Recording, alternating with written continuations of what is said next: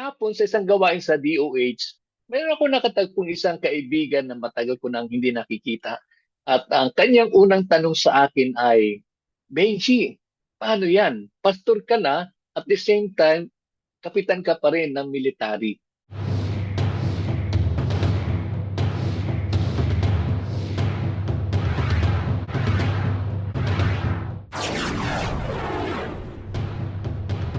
Bago ko sagutin ang tanong na yan, hayaan niyo lamang po ako na dalhin ko kayo sa ating talata para sa araw na ito. Ito ay hango sa Galatians chapter 5, verse 24.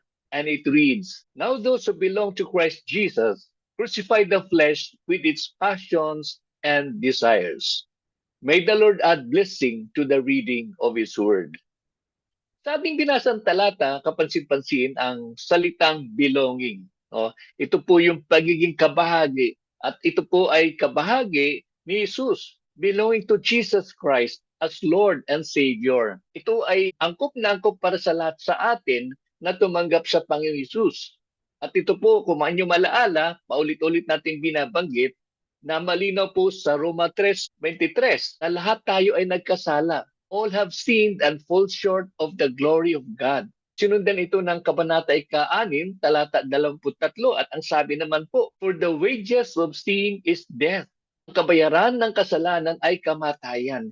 Kaya nga po napakahalaga na tayo po ay magkaroon po ng pagpapasakop sa Panginoon. Roma 10:9, ang sabi po, If you confess with your mouth Jesus as Lord and believe in your heart that He died and rose again from the dead, then you shall be saved. Nung tayo nanampalatay sa Panginoon Hesus, ibig sabihin po nun, ipinasa na natin yung ating buhay sa Kanya. At siya po ang Diyos na namatay at muling nabuhay, at yung Kanyang pagkabuhay, ang daan, ang susi ng ating kaligtasan. Kaya yun po yung tinutukoy po dito ni San Pablo na belonging to Jesus Christ, belonging to God. Kailangan po natin na makipisan sa Panginoong Diyos sa pamamagitan ng bugtong na anak na si Jesus Kristo. Yun po yung belongingness na sinasabi. Ngayon, sa sumunod na bahagi ng talata ating binasa, ito naman ay patungkol sa crucifixion. Ito ay yung pagkapako ng ating laman na kung saan ay kaalinsunod nun ng kanyang kahinaan, yung kanyang mga pagnanasang makamundo, yung mga pagnanasang naghihiwalay sa atin mula sa Panginoon. Tunghayan natin sa talata 11, ang sabi po rito, Now the deeds of the flesh are evident, which are sexual immorality, impurity, indecent behavior, idolatry, witchcraft, hostilities, strife, jealousy, outbursts of anger, selfish ambition, dissensions, factions, envy, drunkenness, carousing, and things like this. Babala po ni San Pablo, just I have forewarned you that those who practice such things will not inherit the kingdom of God. Ibig sabihin po nun, hindi po nila matatamasa anumang bagay patungkol sa Panginoon. Kaya nga po yun po yung kahinaan. Ito po yung tinutukoy po dito sa binasa po natin na ang yung kahinaang yaan sa pamamagitan ng ating pananampalatay sa Panginoon Hesus ay naipako na po. Ito po ay nakatali na po. Ito po ay napawalang bisa sa pamamagitan ng dugo ni Kristo Hesus na ating Panginoon. So ibig sabihin po noon, wala na po tayo sa lumang buhay po natin. Noon tayo po ay tumanggap sa Panginoon, hindi na po tayo namumuhay ayon po sa ating kalooban, ayon sa ating kagustuhan. Ang ating pong pamumuhay ay nasa pamamagitan po ng Espiritu at siyang nagbibigay sa atin ng kalakasan upang gawin natin ano man ang kanyang naisin para sa atin. Ito yung isang mapagpalayang kapangyarihan na ipinagkaloob sa atin ng ating Panginoon. Kaya nga po, ano pong inaasahan po sa atin? Nagsimula po tayo na tumanggap sa Panginoon, nagsimula tayo nagpapasakop sa Kanya, ibig sabihin po nun, inaasahan po tayo na mamunga. Magkakaroon po tayo ng bunga sa Espiritu na nagmumula sa Diyos. Sabi din po sa talata 22, But the fruit of the Spirit is love, joy, peace, patience, kindness, goodness, faithfulness, gentleness, self-control. Tandaan po natin, against such things, there is no law. Wala nang batas na magbibigay sa kanya na anumang uri ng tanikala. Ito po yung naisin po ng Panginoon. Tingnan natin yung unang talatang binasa natin dito. Sabi niya, the fruit, no, hindi po sinabing the fruits, iisa po ang bunga po ng banal na espiritu. Ito po yung manifestation po.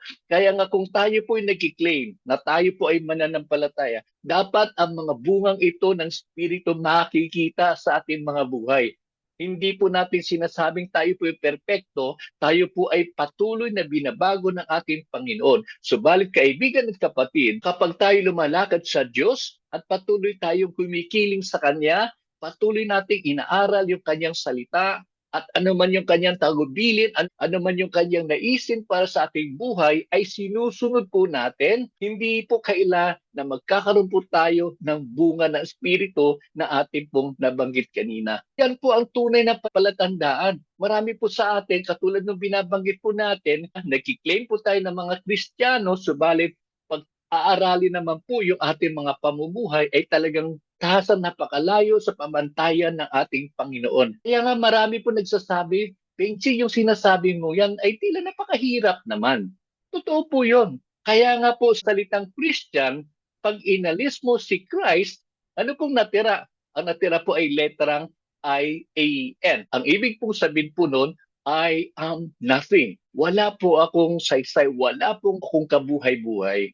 Kaya po, kinakailang itikit po natin yung ating buhay sa Panginoon Hesus at patuloy po tayong lumalakad ayon sa kanyang kalooban. Tandaan po natin, hindi po tayo maging matagumpay sa pamumuhay na naisin ng Panginoon maliban na lamang po sa pamamagitan ng kapangyarihan ng banal na Espiritu. Sapagkat siya lamang po ang makapagbibigay sa atin ng kalakasan na kinakailangan natin. Siya lamang po makapagbibigay sa atin ng gabay upang tayo ay makalakad ayon sa kanyang naisin. Harinawa ang ating maging panalangin katulad po ng panalangin po ni Haring David. Panginoon, ang aking naisin lamang ay makapiling ka, makatagpo ka sa pang-araw-araw, Panginoon Ama. Hindi po mahalaga sa akin anumang bagay na nangyayari sa sanlibutan. Ang mahalaga lamang po sa akin ay tayo tunay nga po na patuloy na magkakaroon po ng ugnayan sa pamamagitan po ng panalangin, sa pamamagitan po ng pagsamba. Kaya nga po, balikan po natin yung tanong ng aking kaibigan. Ang tugon ko sa kanya, hindi ako pastor. Ano mang masama kung tinawag ka ng Panginoon na maglingkod sa kanya sa ganyang kaparaanan. Ang aking pong idiin sa kanya, ako ay tagasunod ni Kristo. I am a follower of Christ. Tayo'y manalangin.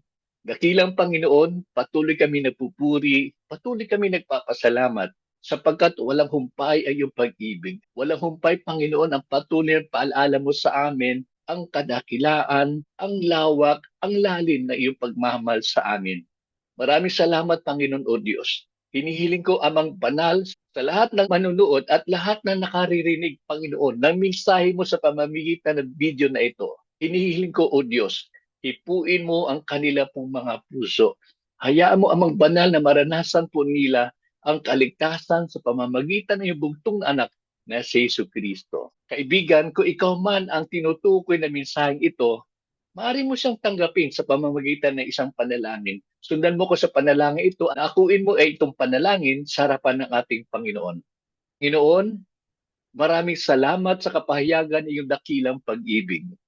Binubuksan ko ang aking puso at tinatanggap si Jesus bilang aking personal na Panginoon at Manliligtas. Mula sa araw na ito, ikaw na ang aking Panginoon. Maraming salamat.